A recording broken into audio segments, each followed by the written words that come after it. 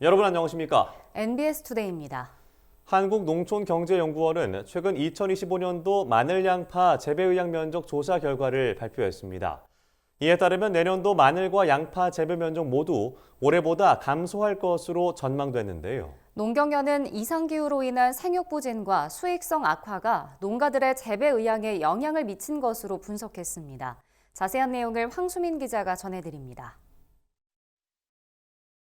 한국농촌경제연구원이 최근 발표한 8월 관측얼보에 따르면 내년도 마늘과 양파 재배 의향 면적이 모두 감소한 것으로 나타났습니다. 구체적으로 2025년 마늘 재배 의향 면적은 22,850헥타르로 조사됐습니다. 이는 올해 재배 면적보다 3.1% 감소한 수치입니다. 품종별로는 한 지역 마늘이 4,217헥타르, 난지역 마늘이 18,633헥타르로 올해보다 각각 1.7%와 3.5% 감소할 전망입니다. 양파 재배 의향 면적은 18,180헥타르로 올해보다 3.4% 감소할 것으로 예상됐습니다. 품종별로는 중만 생종이 15,084헥타르로 1년 전보다 4.9% 감소할 것으로 나타났습니다. 반면 생육기간이 짧은 조생종은 3,096헥타르로 전년 대비 4.2% 증가할 것으로 내다봤습니다. 이처럼 마늘, 양파 모두 내년도 재배 의향 면적이 감소한 것은 생육 부진과 수익성 악화로 인해 농가들의 타작목 전환 의향이 늘어난 영향으로 풀이됩니다. 마늘의 경우 올해 생육기 기상 여건 악화로 벌마늘 등 생리장애 발생이 잦았습니다. 이로 인해 올해 생산량이 전년 대비 8.9% 하락했음에도 가격 상승폭은 0.09%로 크지 않았습니다.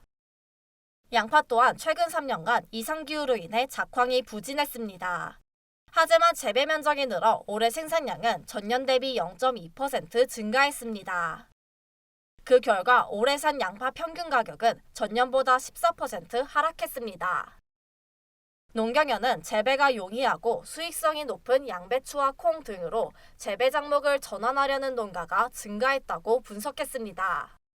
일단 마늘 같은 경우에는 아무래도 지금 수확기 가격이 최근에 만족할 만큼의 상승폭을 가져가지는 못했어요. 그러다 보니까 수익성이 좀 상대적으로 높고 재배가 좀 용이한 작물로 좀 전환 의사들이 있는 것 같아요. 2022년부터 금년까지 좀 생육 부진이 좀 많았습니다. 그렇다 보니까는 여기도 역시 양파도 작목 전환 의사가 좀 있었고. 이 밖에도 농경연은 올해 산 건고추 재배 면적이 27,202헥타르로 전년과 비슷한 것으로 파악했습니다. 이에 따른 올해 산 건고추의 예상 생산량은 61,232톤으로 전년보다 2% 증가할 것으로 추정했습니다. 8월 도매 시세는 상품 600g당 13,730원 내외로 전월과 비슷할 것으로 내다봤습니다. 대파의 경우에는 주산지인 강원 지역 재배 면적이 늘어 출하량이 전년 대비 1.2% 증가했습니다. 이에 따라 8월 대파 도매 가격은 1kg에 1,850원으로 전년보다 3.5% 하락할 것으로 예상됐습니다. MBS 황수민입니다.